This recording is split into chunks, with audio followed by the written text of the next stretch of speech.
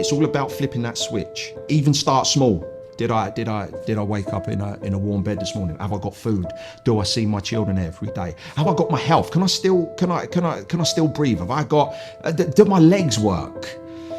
Have I got the mental capacity that even though I've got a weight upon my shoulders and I'm suffering from brain fog and I'm suffering from forgetfulness and I think that I've got no value, no worth, no self-esteem, that I've got no use, no purpose, have I got something to give somebody? And everybody has.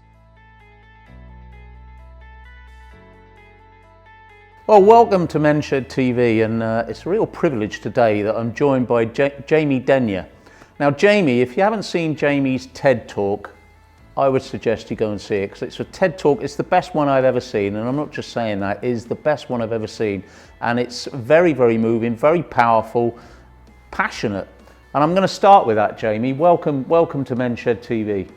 Absolute honour and privilege to be here, Mike. Thank you for having me, my man.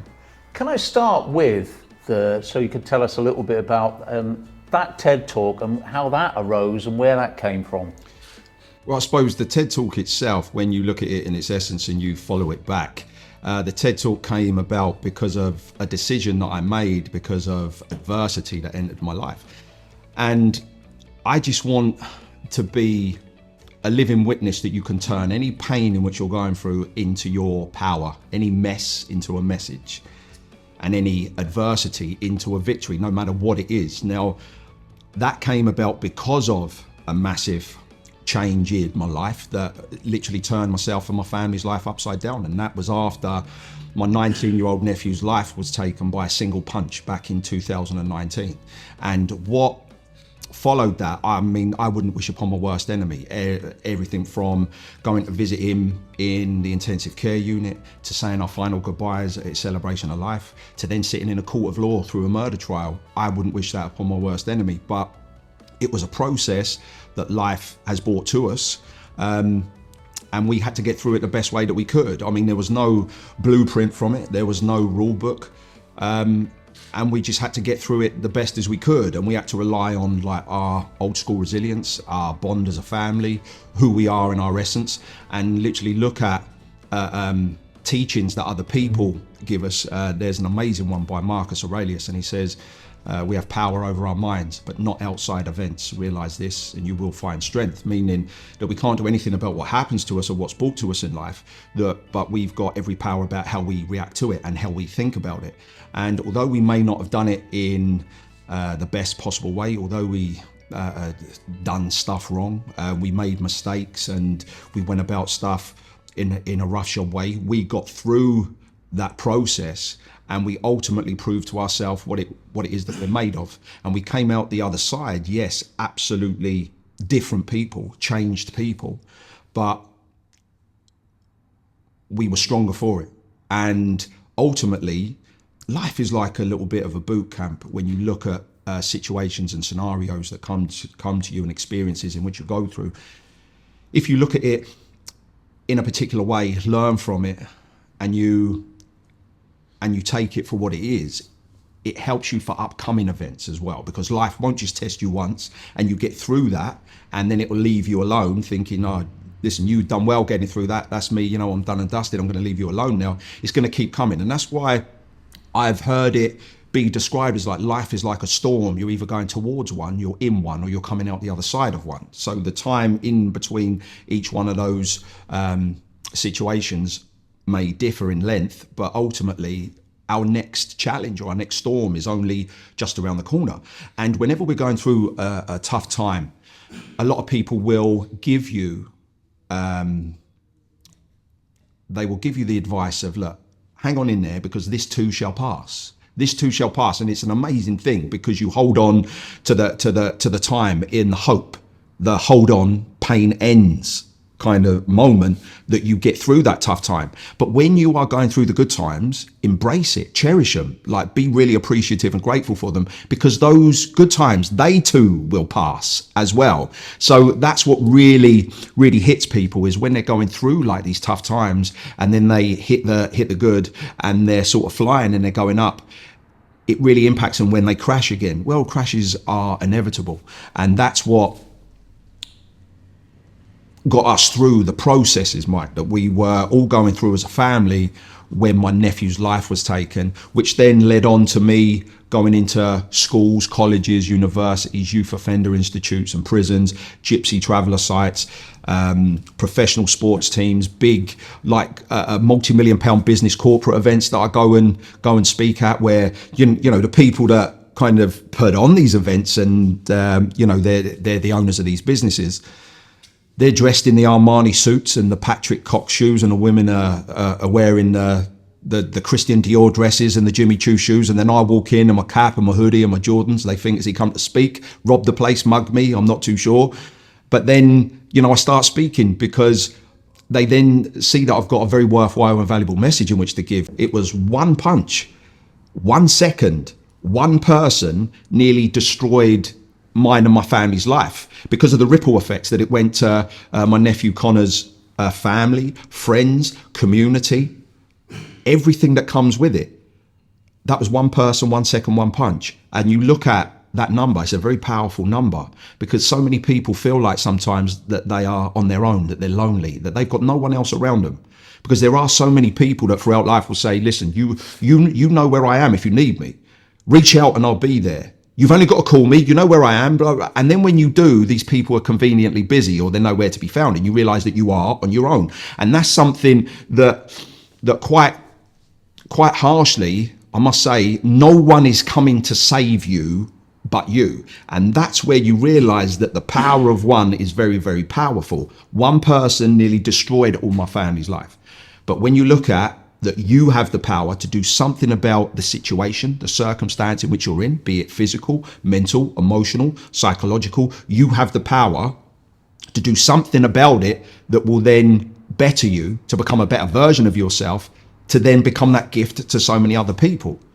So it's a very powerful number. And that's what I took from that, for music fans out there, when you look at, the lyrics, at the Stereophonics, it only takes one tree to make 1,000 matches, but it only takes one match to burn 1,000 trees. That power of one again. So if you do feel like you're on your own, if you do feel like that you're not being supported, if you do feel like that your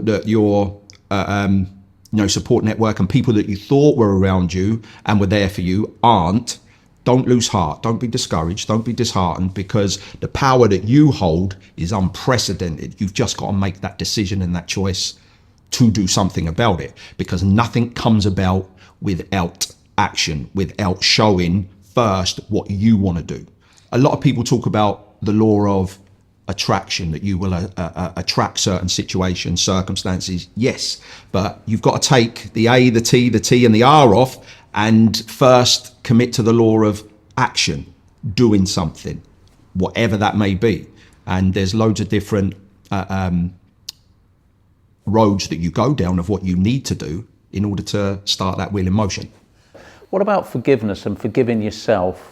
How important is that in your model of, because I know that you've done some big sort of forgiving, haven't you? Yeah, absolutely. I forgave the boy that took my nephew's life, and I realised at that moment that I wasn't setting him free, I was setting myself free, because I couldn't go into places like schools and colleges and universities and give the message that I'm giving and getting the feedback that I get, and people can see it on my social media. There are literally people saying, because of you, I haven't taken my own life. So I know that there are people that are still living because of me and the words in which I've used. I couldn't do that if I was full of bitterness, anger, hatred, resentment. I had to let myself free from that situation, because it was keeping me shackled. And once you take the shackles off, that's when you can fly. If you're shackled, then then what are you? You're a prisoner. So you've got to realize that forgiveness of self is one of, if not the biggest thing that you can do for yourself. And there's literally a guided meditation that I do for people where, like in my coaching, where people are just in tears because it's like a lot of years of pressure has been taken off of their shoulders. It's like all of a sudden they can look themselves in the mirror and like who looks back at them. Forgive yourself first and foremost of things that you've done wrong, bad choices, because it's all about from this moment on. What do we do from now? It's in the present. Can do nothing about the past. It's gone. Can do nothing about the future. It's not here yet. So what can we do from this moment on that will really change us as people? But then forgive other people that have done you wrong, and you will fly. What would be your key sort of tips to someone who's maybe going through a tough time? Like, what I want you to do first and foremost is do what I like to call the 3 breaks, is literally break your life down into 24 hours. Like, don't get overwhelmed by what you're going to do tomorrow even. We're not guaranteed tomorrow. So it doesn't worry about tomorrow. Don't worry about tomorrow. That doesn't matter. Next week, next month, blah, blah, blah. Look at the next 24 hours that's in front of you, and that's all that matters. The 86,400 seconds that you have in that day. Then what I want you to do is break the day down into hour chunks. What do I need to do in the next hour? If you wake up at 7 o'clock and you think to yourself, in this next hour, I've just literally got to pull the duvet off of me. I've got to put my feet on the floor. I've got to walk to the bathroom, brush my teeth, wash my face, get changed, and have a slice of toast. If that's all I've got to do in the next hour, and that's all I can do and achieve, that's all you're going to do. Worry about that. And then once you get to 8 o'clock, right, what have I got to do now? Right, I've got to, get dressed. I may need to go down to the post office. I may need to take the kids to school, blah, blah. Break it down into hour chunks, because that's what the special forces, the SAS, do. Every 10 or 15 minutes, when they're on a mission, they will look at their surroundings. Has anything changed? Am I in immediate danger? Am I okay? Am I at risk? And that's the tactic that they employ. Good enough for the SAS? Good enough for us. So look around. Are you in a safe place? Are you okay now? It's all about being in the moment, because our mind wanders about tomorrow, next week, what you got to do later on in that day. Worry, we're punishing ourselves for stuff that's happened in the past. We're not in the moment. Are we okay right here, right now? Yes. What have I got to do now? Just this little bit, get it done. And then by the time you do that, by the time you get to bed, you think to yourself, well, that's what I've got to do now, is I've got to sleep, and I've won the day. And the third break is just give yourself a break. You are doing an amazing job. You're functioning. You have got the weight of the world on your shoulders. You are going through turmoils, tests, trials. You are literally going through the trenches. Give yourself a break. Give yourself the credit that you deserve, because there are people that could not carry the weight in which you're carrying, but yet you're still doing it. At least you're functioning. At least you're still here. You're still in the game of life. So give yourself a break and become your best friend instead of your own worst enemy, because if your best friend came to you, or a dearly beloved family member said to you, I'm horrible, I'm disgusting, I've no use, I'm struggling, I don't want to be here anymore, what lovely things would you say to that person? Whatever you say to that person is the same things that you need to start saying to yourself as well, because you are worthy of that and you deserve that.